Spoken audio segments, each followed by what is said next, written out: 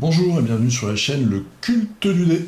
Aujourd'hui pour une courte vidéo sur le pack allié de Imperial Assault. Donc le premier pack que j'ai pris de la deuxième vague qui est en fait notre duo de droïdes R2D2 et C3PO. Hop là, qu'on voit ici. Donc je vais vous montrer, je vous ai mis Chewbacca et Han Solo juste à côté.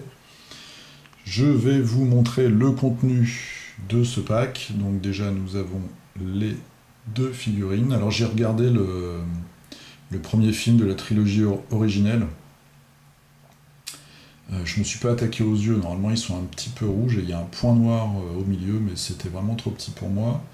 Et puis je l'ai fait assez propre, on va dire. Parce que quand on regarde le film, en fait, on se rend compte qu'il est, en tout cas au début, il est vraiment dégueulasse. Alors voilà, donc ça c'est évidemment C3PO. C3PO, en termes de jeu, c'est un emmerdeur. Donc comme dans le film, alors sa carte, on l'a déjà dans la boîte d'extension. Il coûte 2. Donc il peut... en fait, il peut pas attaquer, hein, il a aucune attaque. Donc par contre, il peut rendre focus ses alliés. Il peut relancer un dé de défense. Il distrait les ennemis. Donc c'est toujours pour se protéger et il peut pas attaquer. Par contre, on va voir qu'en escarmouche, il peut être assez utile. Maintenant, R2D2. Alors R2D2, voilà, il est tout petit. J'ai essayé de rester fidèle. Donc pareil, j'ai regardé le premier film et puis j'ai regardé quelques images sur Google. Voilà, alors je sais pas, normalement il a une loupiote rouge qui est un petit peu différente. Bon. En tout cas, ça fait une bonne impression, je trouve. Les figurines sont vraiment chouettes. Là aussi, je l'ai fait. J'ai pas mis de rouille ni d'huile. J'ai laissé comme ça assez propre, on va dire. Mais en tout cas, il est vraiment ressemblant. Et je trouve qu'ils forment déjà une belle équipe. J'ai pas encore peint Luc. Et puis après, on aura. J'arrête de zoomer, on aura Leia dans la prochaine extension. Ils n'arrêtent pas. Hein. Et là, l'équipe sera au complet. Alors, R2D2. R2D2, d'abord, en campagne, donc il coûte 3. Il y a une mission, évidemment, une side mission pour récupérer nos deux amis. La side mission, elle consiste à escorter les deux droïdes, puisque C3PO doit traduire un hologramme, en fait, au fin fond d'une base. Donc il faut l'escorter au travers des lignes ennemies pour qu'il aille traduire ce fameux hologramme. Je vous montrerai ça tout à l'heure parce qu'il y a il y a un petit raffinement qui arrive dans ces missions-là. Alors donc lui par contre, R2D2, lui il peut attaquer, il a une petite attaque des jaunes.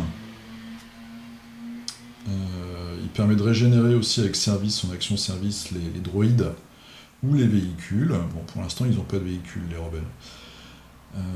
Il peut faire des actions d'activation, comme les héros. Et voilà, il a de la chance, donc il peut mieux se défendre. Donc un petit personnage qui est quand même assez utile, hein, qui coûte que 3. Et en escarmouche, c'est pareil, il coûte 3 aussi.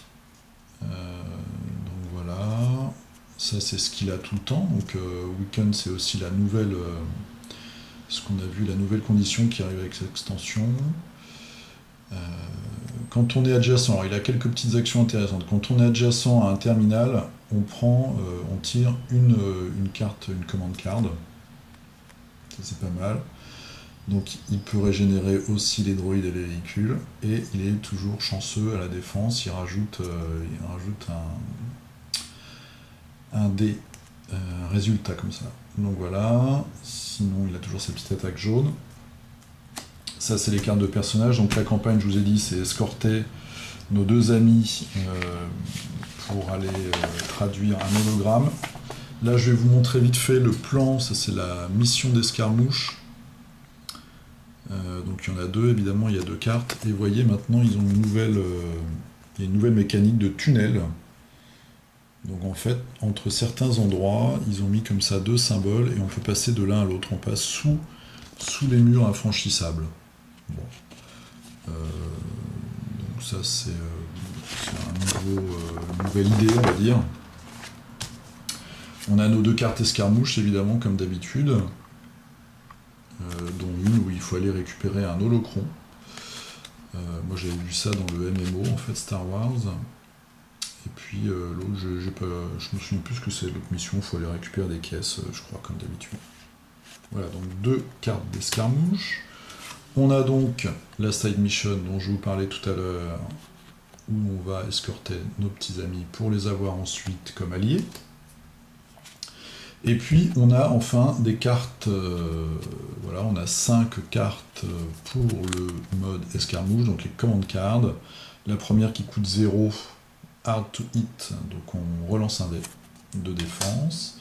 Devotion, alors celle-là elle est pas mal, elle coûte 0, utilisable par les droïdes. Il faut choisir, donc contre une action, on choisit une figurine amie adjacente et on va chercher en fait dans son deck de command card la carte nominative. Donc ça c'est pas mal et on la pioche. Donc c'est à dire que par exemple on se met à côté de Han Solo et on peut aller chercher sa carte qui est en général assez puissante.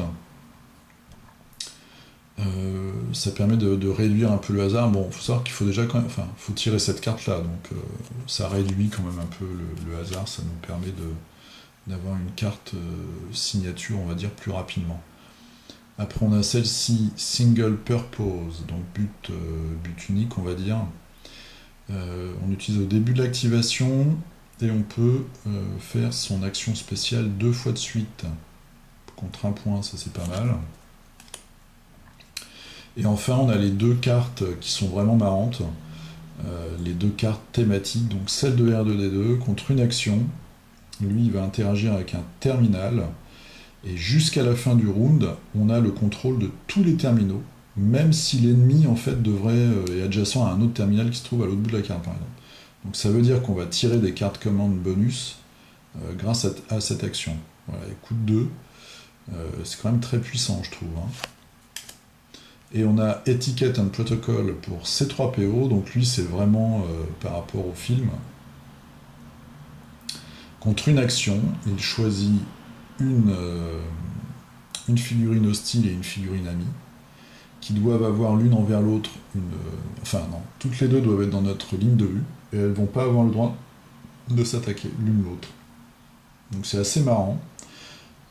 Ça peut être très utile si on veut sauver un personnage, ou si par exemple on a une figurine qui contrôle un terminal qui va nous donner ou un objectif, et on veut pas qu'elle se fasse attaquer par une autre figurine qui arrive. On peut utiliser cette compétence qui est vraiment qui est marrante, qui est dans le fluff quoi. Voilà. J'attends avec hâte les figurines des cochons, je ne sais pas comment ils s'appellent. Mais, et puis de l'espèce de majordome aussi de Jabba, qui est un de mes persos préférés. Donc voilà, ça c'est le contenu de ce pack, qui contient les 2 droïdes ensemble.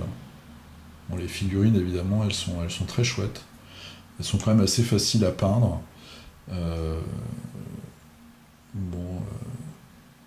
R2D2, voilà, moi je l'ai sous-couché en blanc, j'ai mis le bleu, après j'ai refait les retouches en blanc, j'ai mis un peu de gris, un peu de métallisé, et ça se fait quand même. Et après j'ai dilué de la Num Oil, qui est l'encre, enfin, qui est ce avec quoi, voilà, c'est ça, Num Oil de Citadel. Ce avec quoi on encre le métal en général. Je l'ai encore plus dilué, et je l'ai passé partout sur la figurine, donc on voit un petit peu, voilà, ça donne un petit côté sali, gris, là ça rend pas très bien, mais en vrai c'est pas mal.